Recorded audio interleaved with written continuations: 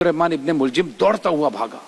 अब वो घबराता हुआ भाग तो गया, अब उसके हाथ में खून आलूद तलवार थी। आगे नमाजियों ने देखा कि ये इसके हाथ में खून आलूद तलवार है, ये कौन शख्स है, और घबराता हुआ भाग रहा है। कुछ लोग उसको देखने के लिए रुक गए, कुछ लोग मस्जिद की तरफ आए। देखा तो मौला अली अलैहिस्सलाम अपने खून में गलता और तड़प रहे थे।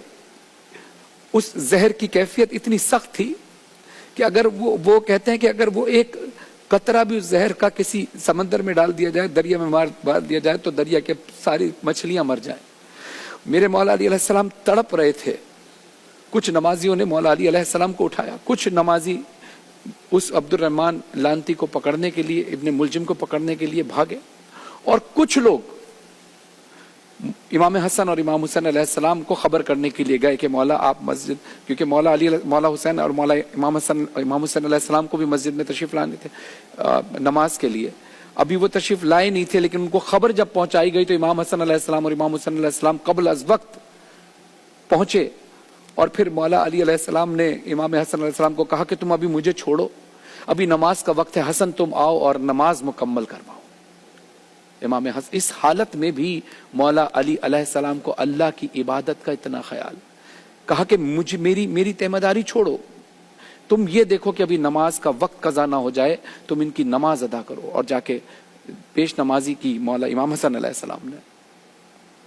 नमाज खत्म होने के बाद मौला इमाम हसन अलैहिस्सलाम और इमाम हुसैन अलैहिस्सलाम मस्जिद में कुछ नमाजियों के साथ मिलकर मौला अली अलैहिस्सलाम को जख्मी हालत में घर लेकर आए। जब घर में ये खबर पहुंची तो घर में सफ़े मातम बिछ गया, बेटियों की रोने की आवाजें बुलंद होने लगी। तो मौला अली अलैहिस्सलाम ने इमाम हसन अलैहिस्सलाम को कहा कि ए हसन, ए हुसैन, तुम बाकी नमाजियों से कहो कि बस हम चले जाएंगे घर, तुम लोग यहां से वापस लौट जाओ।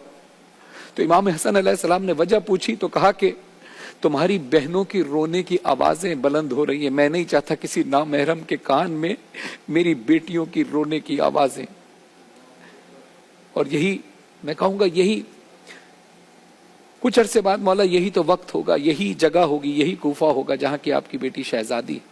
इसी कूफे में जब चादरें छीन ली जाएंगी, इसी कूफे में बरहना सर फिराया जाएगा। अदारों, जब चला है ना काफिला, ये चंद लोगों पे मुश्तमिल का, इमाम हसन, इमाम हुसैन, मौला अब्बास और मौला अली अलैहिस्सलाम चले हैं, घर पहुंचे। घर पहुंचने के बाद जब तबीब को बुलाया गया, तबीब से इमाम हसन अलैहिस्सलाम ने पूछा कि ये बताइए कि कुछ चांसेस हैं कुछ बचने के, मेरे बाबा के बचने के। तो उसने कहा जहर बड़ा, तबीब कहता है कि जहर इतना शदीद था, इतना शदीद है कि अल्लाह से आप दुआ करें। और दूसरी चीज ये कि मौला अली को जितना ज्यादा हो सके दूध पिलाएं, क्योंकि दूध पिलाने से जहर का असर थोड़ा कम तो हो सकता है, खत्म नहीं हो सकता।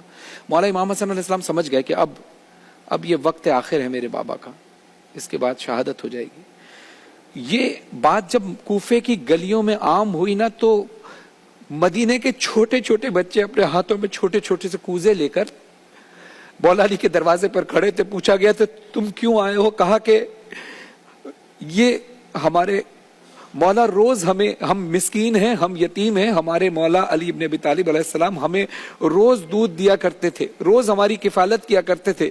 और हमें जब लोग मदीने के लोग, कूफे के लोग हमें ये कहा करते थे कि तुम यतीम हो, तुम मिस्कीन हो, तो हम जब मौला अली को आकर बताते थे तो मौला अली अलैहिस्सलाम कहते थे कि अगर तुमसे अब कोई कहे ना कि तुम यतीम हो, तुम कहना हम यतीम नहीं, हमारे सर पे हमारे बाबा अली अलैहिस्सलाम का साया कायम है, हमारे बाबा अली इब्ने अबी तालिब अलैहिस्सलाम है। आज हमें पता चला कि मौला अली अलैहिस्सलाम को जहर आलूद तलवार से ज़र्ब लगाई गई और तबीब ने कहा है कि जितना ज्यादा दूध पिला सकते हो पिलाओ। तो आज के दिन हम दूध नहीं पिएंगे, ये दूध हम अपने मौला को पेश करेंगे।